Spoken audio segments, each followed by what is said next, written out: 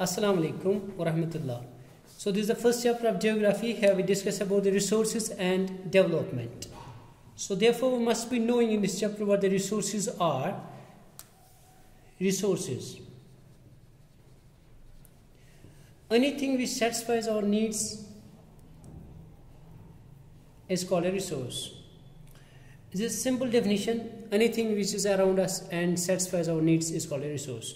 But here, at standard you might have gone through this little definition. But here in the 9th standard, to be precise, in the 10th standard, here we have to make it advanced, a bit advanced. Therefore, as I said, anything which is around us and satisfy our needs is called a resource. But there is a condition: it must be technologically accessible. Technologically accessible. Number second is it must be economically feasible.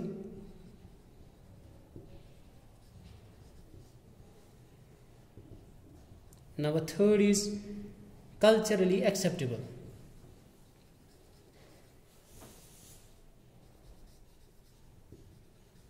Therefore, I can say anything which is around us and satisfy our needs is called a resource, provided it is technologically accessible, economically feasible, and culturally acceptable.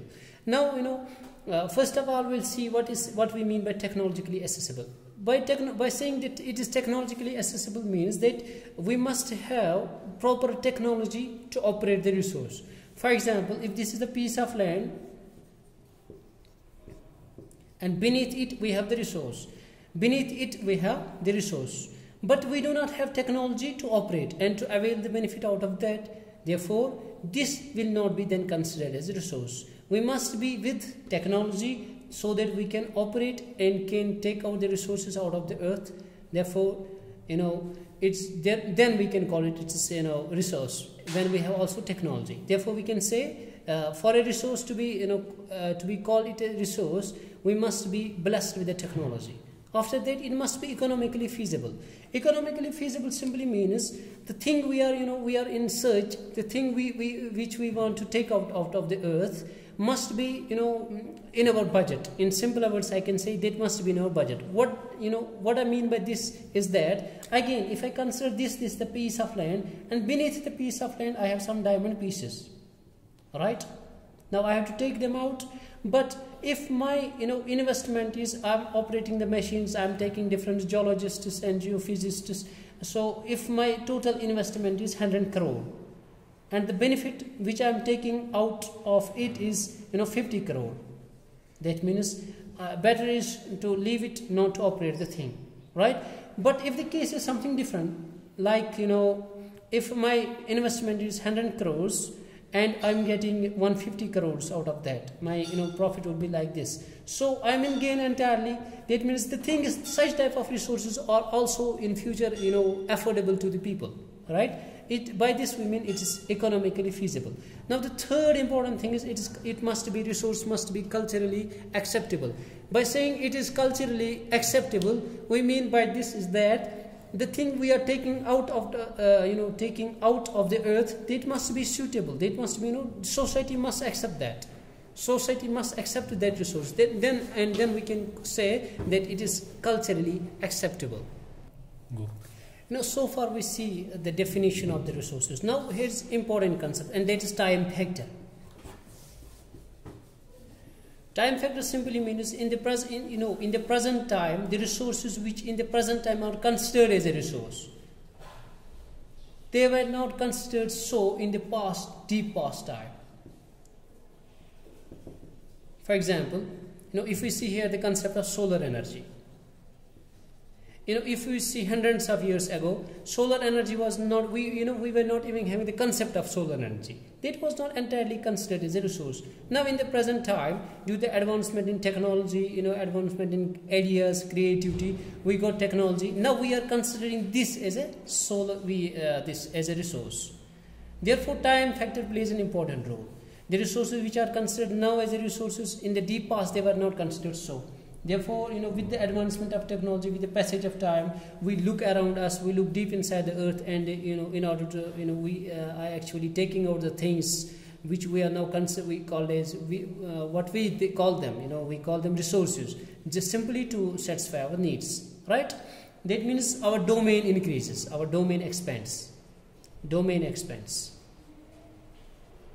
For example, in the past, if we are looking simply around us, now we are going deep inside the earth. We are moving in the atmosphere just to find the things which are satisfying our needs.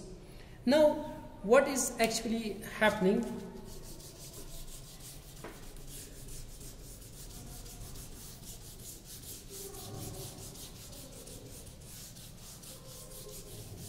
Now the concept is how resources comes to us. How resources comes to us. ये जो question है उसको समझने के लिए we need a triangle. For example, what we are doing, we human beings, we interact with the nature by using the technology. And interacting with the nature, finally we using the different types of technology, and when we do all this, finally we make institutions.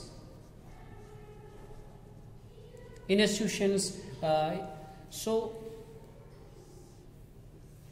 human beings, we used to interact with the nature by using different types of technologies, and finally when we use different types of technology, we excavate different things after prospecting. Finally, we make institutions. Like we have mining institutions. We have rubber industries are there. Now, after this, we'll see. We used to classify the resources in different ways. So I'm gonna here classify the resources.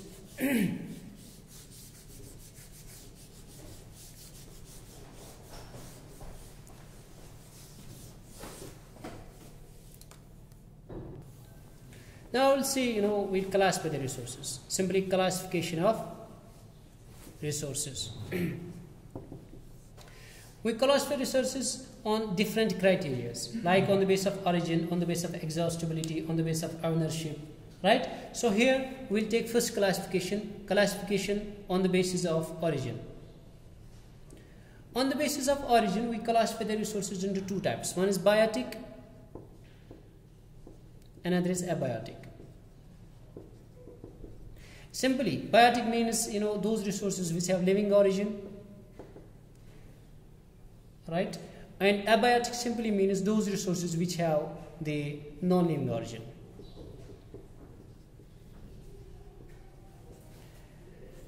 Second classification is on the basis of the exhaustibility. On the basis of exhaustibility, we also classify the resources into renewable resources and non-renewable resources.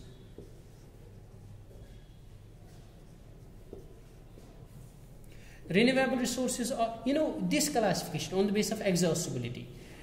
This classification is actually, if we see that technically this classification is based on the content, or we can say quantity we have.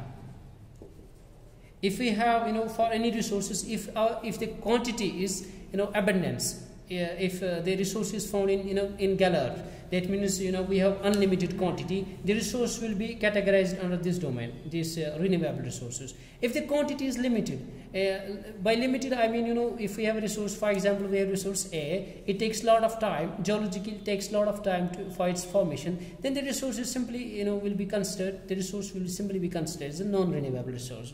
For example, in renewable resources, we know we have solar energy. That means, it is not gonna, finish. If we talk about the petrol and diesel, all other things, fossil fuels, what we call the, fossil fuels. If we talk about them, the fossil fuels, we have limited quantity. Therefore, it means, after some sort of time, the resources on a, there won't be any resource. Those resources which have limited quantity, once we use them, after, their usage, we can't get them back. And geologically, they are going to, take a lot of time for their formation. Therefore, they are categorized under non-renewable resources. The third classification is classification of resources on the basis of ownership. We, on the basis of keeping the ownership in view, we also classify the resources in different categories. For example, we can have resources to be called as individual resources. Individual resources. We are also having resources called as community resources. Community resources. Third one is we have national resources. And the fourth one, yes, you guessed it right, it is international resources. So, let me consider all them one by one. Individual resources simply means, the resource belongs to one individual. For example, your car is your resources. Your car is your resource simply. That means this will be considered individual resource. Now, keeping the ownership in view, we classify the car as an individual resource. Now, see, community resource simply means the resource belongs to community. For example, we have public parks.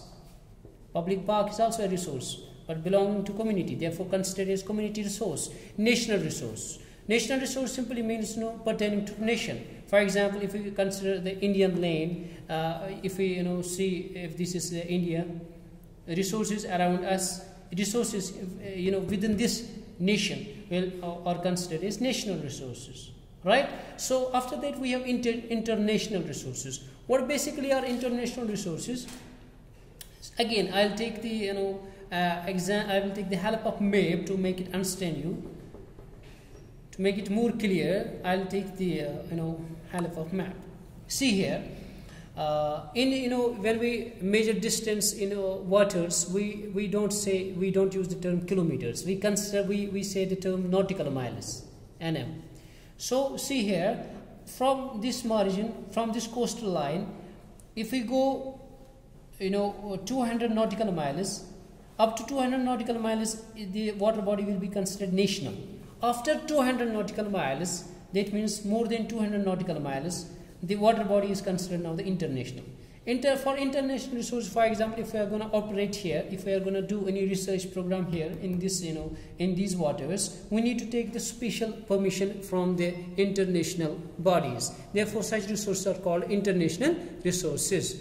After that, we will see another classification. No, I'll stop the classifications here. First classification was on the basis of the nature, that was biotic and abiotic. Second classification was on the basis of exhaustibility, that's renewable and non-renewable. Third classification was on the basis of ownership, that is this individual, community, national and international. Finally, at the end, I'll give the flow chart of the complete classification, which is going to help you. So far we saw the classification of resources. So I simultaneously was explaining the terms. Now this is the flow chart of classification. This surely is going to help you. See here, resources, we divided them into two groups. One is the natural, another is human. In human resources, we have we classify the resources again into two. One is quality and quantity, and another is structures and institutions, right? So moving to the left side, we have natural resources. Natural resources are again divided into two groups. One is renewable and another is non-renewable. Coming to the non-renewable side, in the non-renewable side we have the recyclable and non-recyclable. As in the previous, in the previous statements, I was saying that the non-renewable resources are those resources which are going to take a lot of time, geological time for their formation. But again, and I mentioned there another important point, that was we are having limited quantity. When we have limited quantity, that means after some time, if we continue our usage, they surely are going to get off. They surely are going to vanish. But here is the condition: if the non-renewable resource is recyclable, that means we have limited quantity. We have its limited quantity surely, but we are recycling the things. We are